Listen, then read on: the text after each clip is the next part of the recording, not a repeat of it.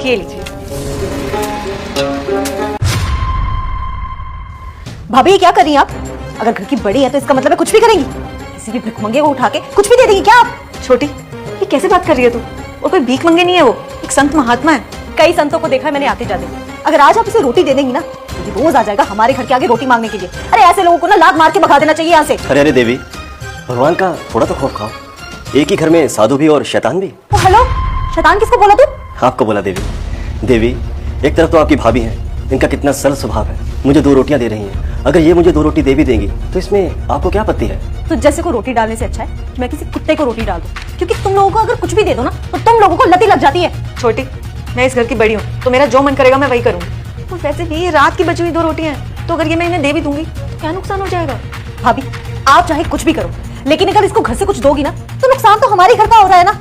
मैंने बोल दिया ना एक बार कि आप इसको रोटी नहीं दोगी तो मतलब नहीं दोगी, बात खत्म। अरे अरे बस कीजिए, मुझे 2 रोटियां देने के लिए आप आपस में झगड़ा मत कीजिए। तुम बहन, मेरा आशीर्वाद है, तुम हमेशा खुश रहोगी। भगवान तुम्हें जिंदगी में हर खुशी देगा।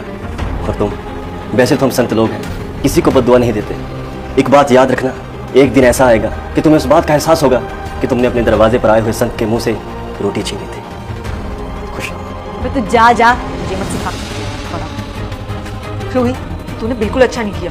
भाभी, अगर आपका बस चले ना तो ये पूरा घर ही दान कर दो और हमें सड़कों पे ले आओगी। कम ऑन यार। क्या हुआ? भैया देखिए ना, भाभी ने फिर से वही काम शुरू कर दिया। घर का राशन उठा के बाहर के लोगों में बांट रही है। क्या बांट रही हूँ मैं छोटी? एक बात बताइए, रात की बची हुई रोटी थी, एक संत आए थे वही दे रही थी उन्हें, क्या बांट दिया मैंने इसमें? अरे अरे बस, आप दोनों ऐसे छोटी छोटी बातों पे इतना झगड़ा मत किया करो। काजल, एक काम करो, तुम मेरे लिए चाय बना दो, मुझे लेट हो रहा है। हाँ बना देती हूँ। दवाई। हे भगवान, मुझसे कैसी गलती हो गई? मेरे साथ ही ऐसा क्यों हो रहा है? पिछले 2 महीने से रोटी नहीं खा पा रही हूँ। रूही, तुम्हारी रिपोर्ट्स में साफ साफ आया है कि अब तुम्हें वीट एलर्जी हो गई है। तुम अनाज नहीं खा सकती, तुम्हें दूध, फल, फ्रूट, सब्जियां यही सब कुछ खाना पड़ेगा। अन्न नहीं खा सकती अब तुम। पर भाभी, मैं रोटी के बिना नहीं रह सकती। भगवान अब मेरे साथ ऐसा क्यों कर रहे हैं? रूही, तुम्हें याद है उस दिन हमारे दरवाजे पर जब वो संत आए थे तो तुमने उन्हें कैसे ठुकराया था? आगे जो हुआ उसे देखने से पहले रुक जा बेटा, मुझे इग्नोर करने की गलती मत करना, नहीं तो तेरा बुरा समय शुरू हो जाएगा। अगर तूने इस वीडियो को लाइक करके चैनल को सब्सक्राइब किया और कमेंट में हर हर महादेव लिख दिया तो तेरा अच्छा समय शुरू हो जाएगा।